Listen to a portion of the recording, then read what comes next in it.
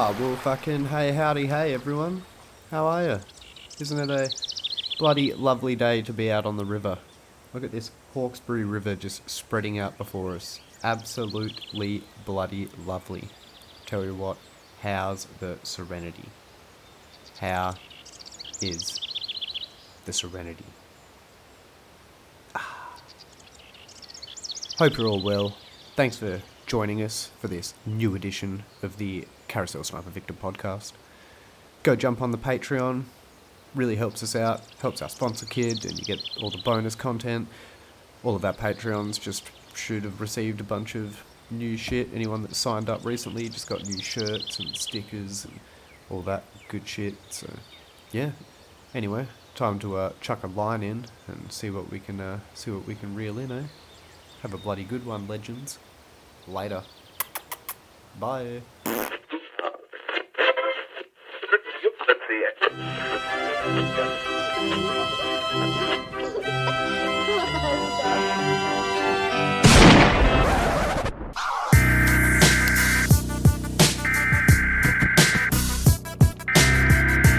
We interrupt our program to bring you this important message.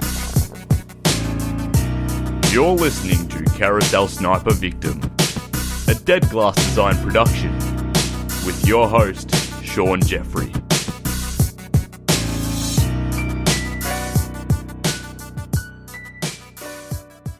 In the Richmond district west of Sydney in 1945, there wasn't enough water in the Nepean River to float a rowing boat, let alone a battle cruiser. No rain had fallen east of the Blue Mountains for months, and the normally rich, verdant area was seared by scorching summer winds in near-century temperatures.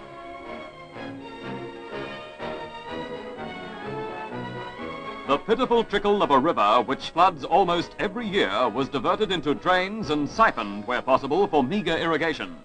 Dried-up sections of the riverbed told the grim story of the Richmond district's worst drought in 44 years. Job floating nearly 1,000 tons of steel to the already constructed piers. The new bridge will span the river alongside the old one, which developed faults in the piers put down 50 years ago. Trains have had to reduce speed for safety and crawl across the old bridge. But today, the opening of the new bridge seems much nearer. You can see across the river the new tunnel where the railway is to go through the hillside.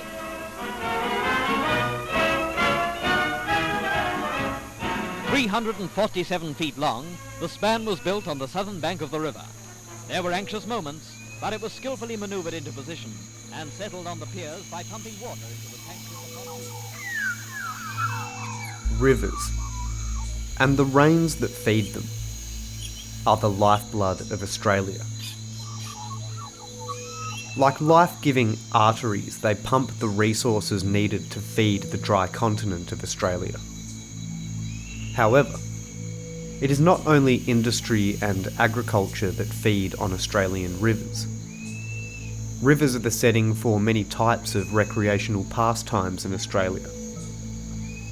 Families spend countless warm summer days fishing, boating, and swimming in the numerous waterways of Australia.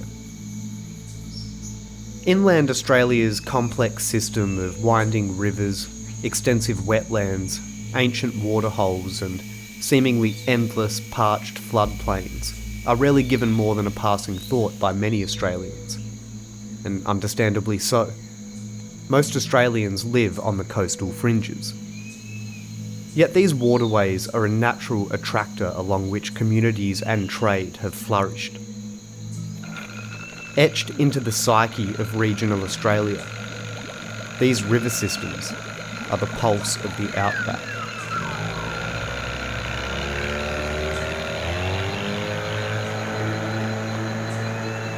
When relaxing in the shade of an old river red gum alongside one of Australia's lazy inland rivers, it's natural to think of them as timeless. Yet, these rivers evolved over millennia and continue to change over years and decades. As stated in a 2020 paper by Zachary Larkin, a postdoctoral researcher in environmental sciences, the physical structure of a river depends on how much water flows through it and the sediment that water carries. Not all rivers are alike, and the rivers of the Murray-Darling and Lake Eyre basins covering 1.8 million square kilometres, are particularly diverse. Many of these rivers and wetlands are internationally recognised for their hydrological and ecological importance. They range from large meandering rivers swollen by seasonal spring flows, like the Upper Murray, the Midda, Kiewa and Oven rivers, to rivers that progressively get smaller until they become exhausted on flat, wide floodplains and disintegrate into large boom and bust wetlands, like the Lachlan, Macquarie and Guida rivers. In the drier areas of Central Australia, rivers typically persist as a string of isolated waterholes for years at a time, occasionally punctuated by exceptionally large floods. Examples of this is like the Warrego, Paroo, the Diamantina and Cooper Creek. When the first convict colonies settled in Australia, it was often on the banks of a river. Here in Perth, Western Australia, it was the Swan River colony. Over east, however, the Hawkesbury River and its associated main tributary, the Nepean River, almost completely encircles the entire metropolitan region of Sydney. The Hawkesbury forms the northern boundary between Sydney and the Central Coast, running from the west of Sydney before cutting through deep, isolated bushland before meeting the Pacific Ocean. Its many bays, islands and inlets make this a perfect example of the unique aspects of the Australian countryside. A uniquely beautiful landscape. But the beauty is haunting in more ways than one. The isolation provides ample opportunity to dispose of a body.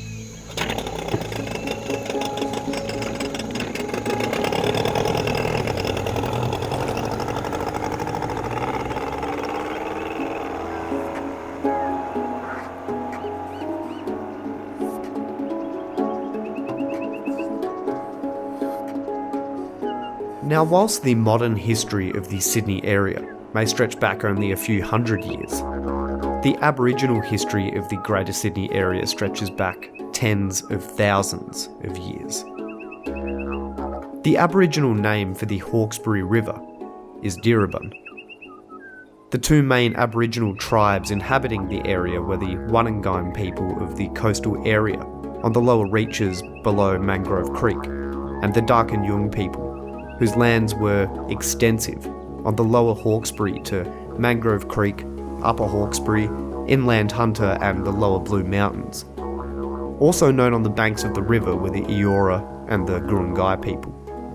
These Aboriginal people had inhabited the area of what is now Greater Sydney and the areas of the Hawkesbury and Nepean River for at least 50,000 years. Following the settlement at Sydney Cove in 1788, two expeditions explored the Hawkesbury to the northwest of Sydney and the Nepean River to the southwest. It took them about 3 years to realise that they had discovered the same river system. Oops. The Hawkesbury River was given its present name by Governor Phillip in June of 1789, after Charles Jenkinson, 1st Earl of Liverpool, who at that time was titled Baron Hawkesbury, after the Cotswold village of Hawkesbury Upton in England, where the Jenkinsons still live to this day. An obelisk was unveiled in 1939 at Brooklyn to commemorate this naming. Now, it goes without saying that any large body of water that attracts a great deal of people will inevitably suffer its fair share of violence, mishaps and tragedies. The Hawkesbury and Nepean Wars would be as good a place to start as any.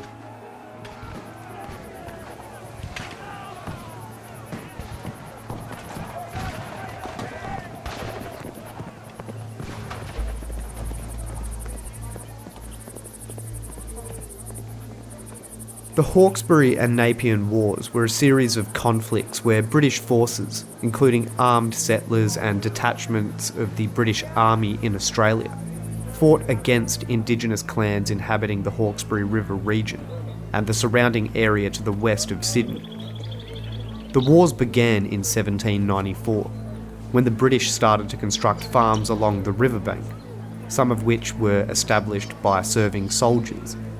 The local Darug people raided the farms, fought with and often killed settlers, until Governor Macquarie dispatched troops from the British Army's 46th Regiment in 1816. These troops patrolled the Hawkesbury Valley and ended the conflict by killing 14 Indigenous Australians in a raid on their main campsite. Other Indigenous Australians, led by a totally badass Aboriginal warrior named Pemulwuy, also conducted raids around Parramatta during the period between 1795 and 1802. These attacks led Governor Philip Gidley King to issue an order in 1801, which authorised settlers to shoot Indigenous Australians on sight in Parramatta, Georges River, and Prospect areas. Now, many of the Aboriginal nations occasionally allied themselves to the British in order to conquer more land for their tribes, and then they would just as quickly return to a state of war against the British. The conflict was fought in this time using mostly guerrilla warfare tactics. However, several conventional battles did take place. The engagement resulted in the defeat of the Hawkesbury River and Nepean River Indigenous clans, who were subsequently dispossessed of their lands. With the expansion of European settlement, large amounts of land were cleared for farming, which resulted in the destruction of Aboriginal food sources. This, combined with the introduction of new diseases such as smallpox, caused resentment within the Aboriginal clans against the British and resulted in more violent confrontations, coordinated by men such as Pemulwuy.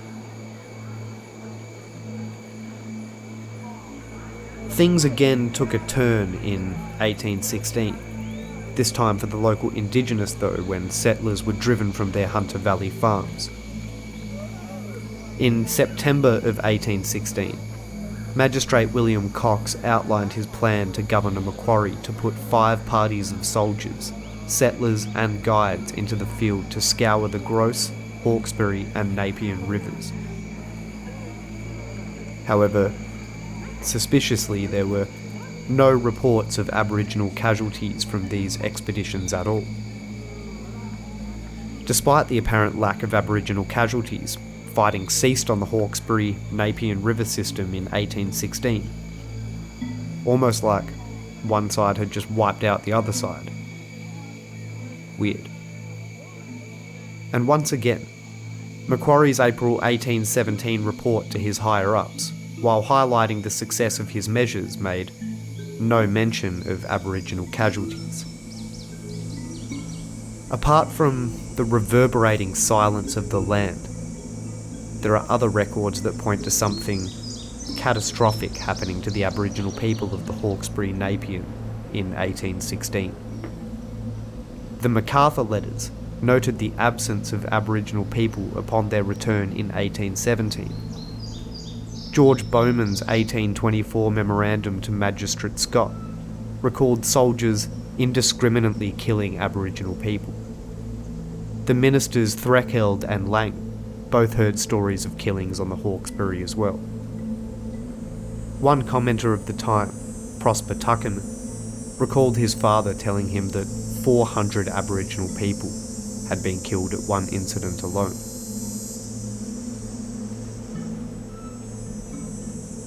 In 1834, John Dunmore Lang summed up the period of the Hawkesbury-Nepean Wars best, I think, when he wrote the following. Quote, "There is black blood at this moment on the hands of individuals of good repute in the colony of New South Wales, of which all the waters of New Holland would be insufficient to wash out the indelible stains." For a period, the Hawkesbury River ran red with the blood of native Australians.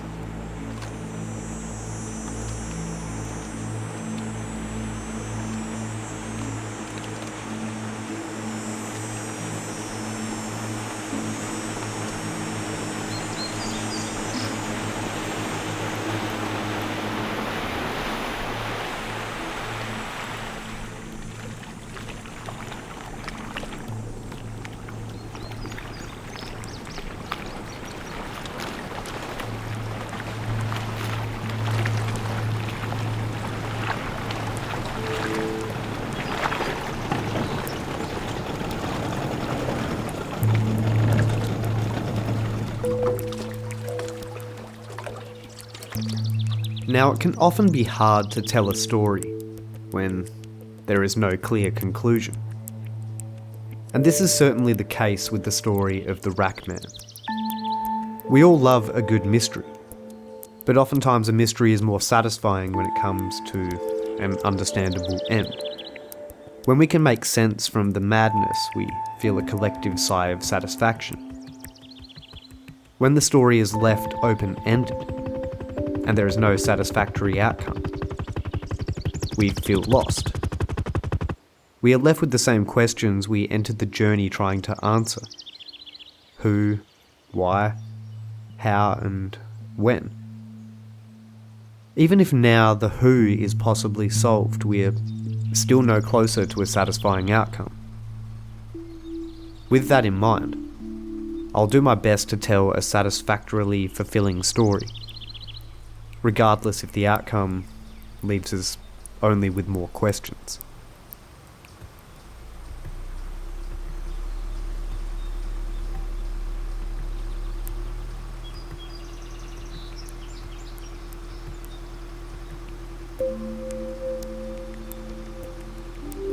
It was from the historically blood-soaked waters of the Hawkesbury River, the dark rippling waters of this vast tidal estuary, that in the early morning hours of Thursday, August 11th, 1994, fishermen would haul something a lot more sinister aboard the trawler Lady Marian than their usual expected morning catch.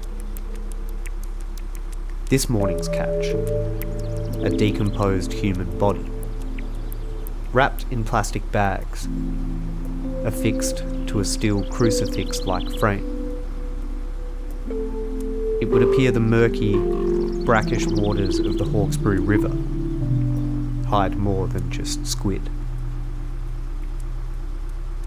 Whoever the man on the rack was in life, the story of his afterlife began that morning on August 11th, 1994, when the fishing boat Lady Marian set out on its regular trawl of the Hawkesbury River. The boat was in 8 metres of water off Flint and Steel Beach when its nets were snagged. Winching the load on board and to shore, the skipper saw a bizarre metal frame, welded in the shape of a crucifix and loaded down by plastic bags containing human bones. There was a noose wrapped around the body's neck along with bits of wire attaching him to the 1.82 metre steel frame, in which 2 cylindrical solid metal bars were welded with a third bent into a restrictive L shape across the body.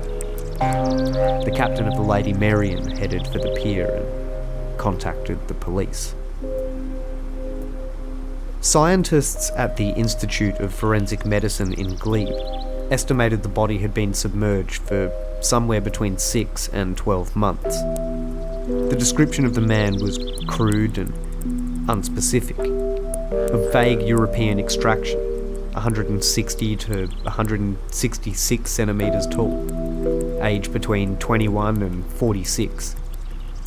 There were no missing person reports that matched these vagaries, and in any case, police had very little to go by. The coroner ruled that the cause of death was blunt force head injuries.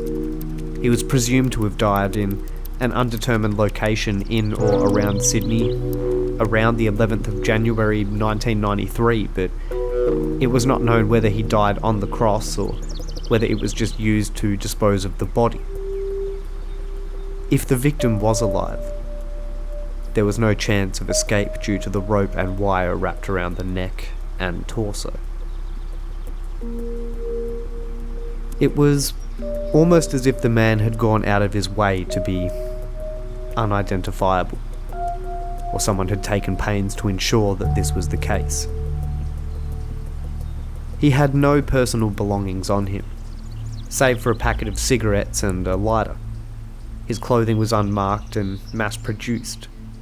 A, quote, everything Australia polo shirt and no sweat track pants, both sized medium. Despite knowing that the steel structure had been made to the man's measurements, there was no forensic evidence available to them that led to any leads. desperate for any information. Police investigators created a facial reconstruction of the man, which was sent to media outlets across the country. Being 1994, DNA technology was fairly new.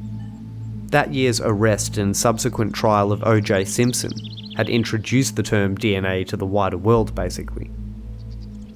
And even then, it still wasn't fully understood by the jury as being admissible, scientifically sound evidence. So DNA was barely on the minds of New South Wales police trying to identify a murder victim. To further their frustration, 6 to 12 months in the murky water had eroded his fingerprints and facial features, and compromised any DNA that may have been available for extraction anyway. In the forensic lab, he was given the unceremonious name of Unknown Human Remains E48293, but in media circles, he was dubbed the arguably less humane Rackman. A reward was increased over time until it hit $100,000, but no credible information was received.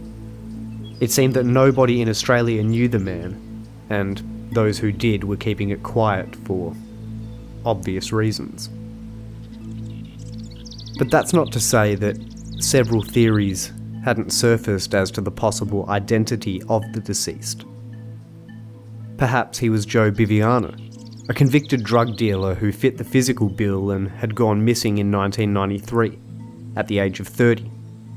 Or maybe it was Greek businessman Peter Mitras, who was last seen in 1991. Both were soon ruled out, however. Biviano because his family's DNA did not match the sample acquired from the body, eventually when it was tested, and Mitras because not only was he at least 6 inches taller, but his sister claimed that his teeth did not match the victim's at all. Other names surfaced, but each possibility was eventually ruled out. As time went on, it seemed more and more likely that the Rackman would simply be another unsolved death, and as such his killer or killers would also be unnamed and forever unknown. Without a victim, it's hard to find a suspect. And that's where the case ended. For over a quarter of a century, no leads, no new clues, no forensic breakthroughs. Until with extraordinarily little fanfare, and fairly little media interest, a letter was sent to the New South Wales Commissioner of Police from the Deputy State Coroner, just back in 2018.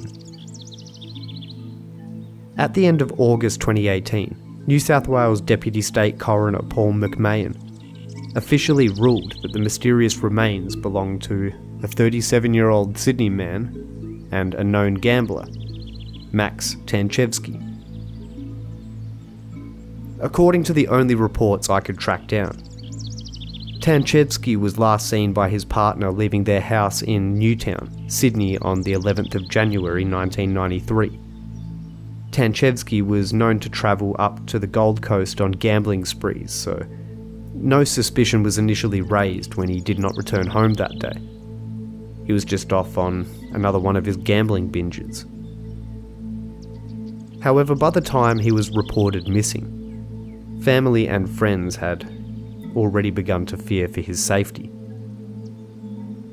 Although Tanchevsky was a known gambler, there is no evidence to suggest that there is any connection with any underworld gangs. Tanchevsky was known to carry some debt due to his gambling addiction, but an exact sum of his debts is still unknown. And you would have to think it would need to be a pretty decent amount of money to go to the length of disposing of someone in such a way. They probably used at least, $1,500 worth of time, labour and materials just going through with the plan. Just before he disappeared in 1993, Tanchevsky withdrew $1,800, approximately $3,300 nowadays, which was not unusual for the self-confessed heavy gambler. As one source states, The unusual method of killing and or disposing of the body is excessive and is unlikely to be a random attack carried out by a stranger. This sort of crime scene is more concurrent with gang-related violence, done with the intent of sending a message to warn others not to cross them again.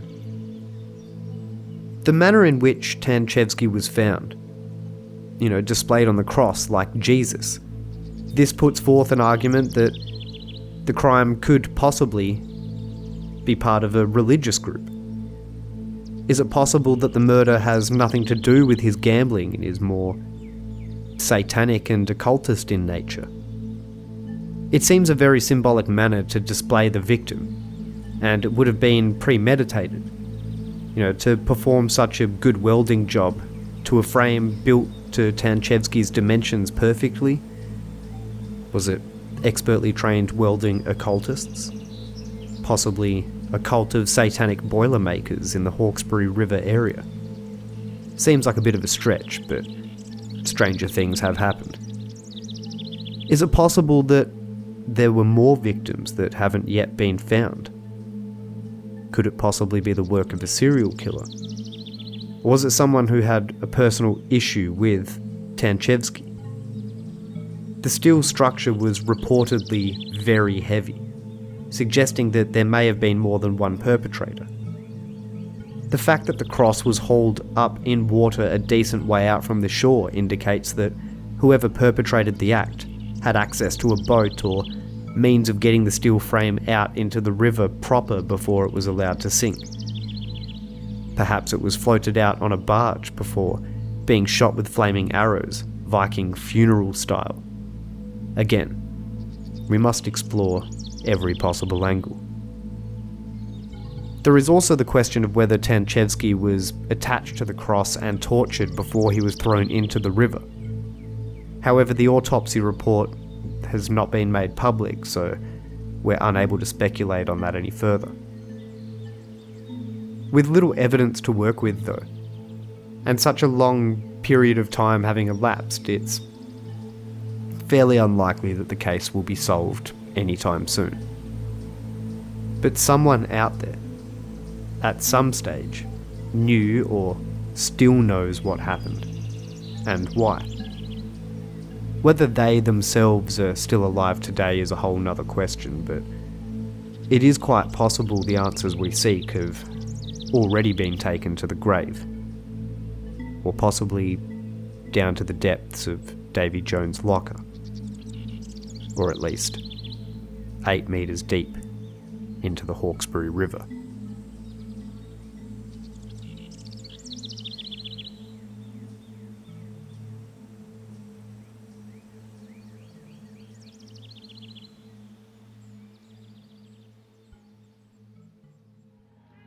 We crossed one of the greatest Aussie rivers to get here from Sydney, eh? This one's called Hawkesbury River.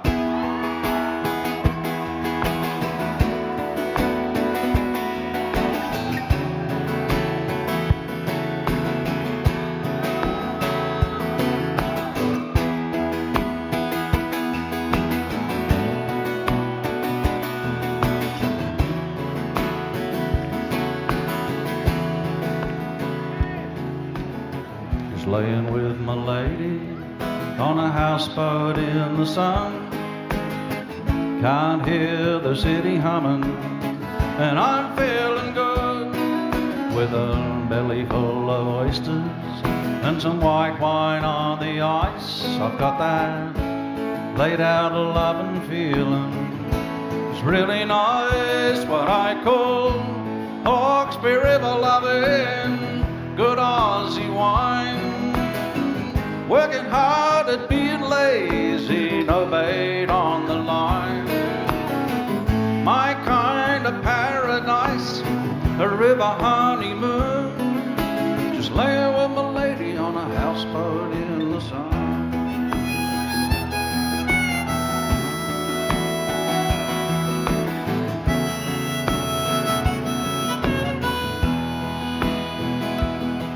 Well, I know I should be out there searching for a job. I could try a pick and shovel, but what the hell? Why can't I be born again and come back as a swan? Head up north for the winter and back again to find some Hawkesbury River loving good Aussie wine. Working hard at being lazy, no bait on the line. My kind of paradise, a river honeymoon. Just lay with a lady on a houseboat in the sun.